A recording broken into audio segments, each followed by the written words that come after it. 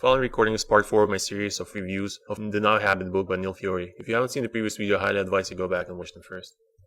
At the end of the last recording, I talked about the importance of proper rest, and in actuality, the author spends the entire next chapter talking about just that. The author begins by telling a story of his own experience during the times he used to lead a group of graduate students from UC Berkeley who were working their doctorate dissertations and were procrastinating, taking many years to complete it. The purpose of the study group was to help them overcome their procrastinations and help them get on with their work.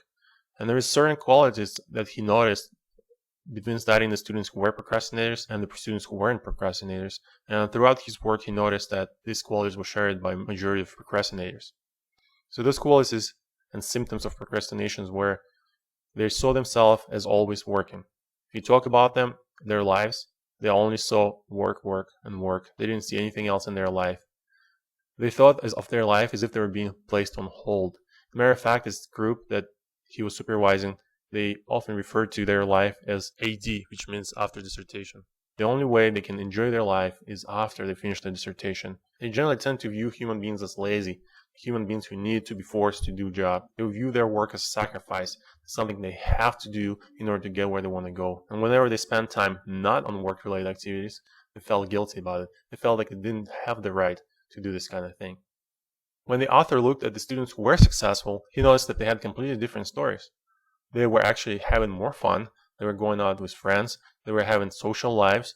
They were enjoying outdoor activities. Their life were in better order, and they were able to accomplish more work. And the people who finished their dissertation in 2 to 3 years lived a well-organized, well-balanced life versus people who were taking 6, 7, 8 years to finish their dissertations had no lives. And it appears that people who were taking 6, 7, 8 years must have been doing more work, but in actuality, they were doing a lot less of actual productive work that takes care of, first priority problems. And most of the work they did was either busy work or they did something that wasn't what they really wanted to do, and at the same time, it was not productive at all. So they couldn't force themselves to do productive work, and they were missing out on their own lives, and it went on, and they weren't able to accomplish anything. So the paradox is, no play equals no work. If you don't let yourself time to relax, you will not be able to produce. You will freeze, you'll begin procrastinating. And the opposite stands true. You have to give yourself time to play in order to be productive. So there is many reasons for why this works, but primarily all comes down to the belief that humans are not lazy, and when they're properly interested and properly rested, they tend to be interested in their work. They want to produce, they want to be creative, they want to be successful. It's just when you force yourself to confinement of your work and view the work as the only way of getting by through life and view yourself like you don't deserve any time to rest, that's when you begin to get negative results. Your body shuts down, you stop caring. You should care, you want to care, but you don't. And that's one of the reasons why, because you need to live your life. You need to feel like your work is a small part of your life, and there is more to your life than your work. And another small benefit to taking a break to rest is that your brain actually keeps on working. A lot of times you find yourself having new creative solutions after you got done relaxing, after you got done playing, and after your brain was refilled with creative energy. Another interesting point the author brings is a lot of people learn through their lives to do a little sprint, all-out effort, get everything done, and move on. And instead of spending the entire year studying, a lot of people just study a couple of days or hours before the test, and by doing so, they're able to get by. A lot of times they view the project as something that they need to work for a very long period of time, to confine themselves to their rooms or study areas and get it done.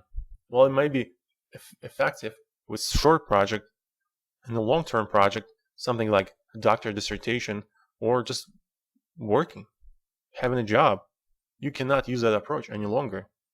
To be productive at your work, you cannot lock yourself for 24/7 in a box and expect yourself to perform at the same level. In actuality, this is unreasonable. So the idea is to view your work effort as a marathon. When you run a marathon, you take breaks, you drink water. You don't expect to sprint the whole way. You pace yourself. And that's exactly how you should approach your work. You should pace the work with the proper rest. You need to make the commitment to rest. You need to make sure you take care of yourself. At the end of this chapter, the author talks about 2 methods of motivation. One, which is commonly used in our society, is the method of push. It comes from belief that humans are generally lazy and they need to be forced to work. There are many ways to force somebody to do something. Usually it involves negative consequences. If you don't do this, you're gonna get hurt. If you don't do this, you're gonna lose your job. If you don't do this, you're not gonna pay your money. But the author suggests that there is a different way of motivating people, which is pull method. And by pull method, he means you pull yourself towards your goal. You give yourself something that you really want that you will get by achieving your goal, and that motivates you to pull forward. And this method of motivation is based on the belief that humans are generally interested people. They want to do stuff that interests to them. And the author says the research shows that pleasure is more likely to make people work than pain. So the push method does work and it has worked for a while, but the pull method is actually more effective. So in actuality, what the author suggests is if you want to be productive, you must make sure you schedule time to rest. You schedule time to play. And when you do rest, you need to make sure that you don't feel any guilt. You are resting so you can be productive. If you don't rest, you will not be productive. So if you do rest and you schedule time to rest, make sure you rest wholeheartedly. Make sure you go all out. Make sure you forget about work. And once you come back from rest, do some work. And the author suggests the following cycle that will take place and eventually will pull you out of your procrastination. First of all, you have to schedule rest. You need to make sure you put in your schedule, I'm going to rest on this day. I'm going to do this for myself. Then when you rest, you're going to rest without feeling guilt. You're just going to rest. And you're going to feel a sense of freedom. You're going to feel free because you're doing what you actually really want in your life. And once you feel rested, like you had a little bit of break, and you feel a little bit of creative energy and feel like you want to do something, you feel your concentration increased. And once you do that, you do a short period of work, just enough until you get tired or bored. From that accomplishment, a little accomplishment of a short period of work, you'll feel a sense of self-control. And you'll feel like you are able to enjoy the rest. And you're able to enjoy your life. And you're going to schedule more rest. And you're going to rest. And you're going to feel free. And you're going to do a little bit of work. And you're going to feel good about yourself. And then you're going to repeat the cycle over again. In the next recording, I'm going to talk about probably the most interesting chapter of the book, where the author gives you 3 different tools that he recommends his client that allows them to reduce the procrastination in their life. Please subscribe or visit me at feedtherightwolf.org.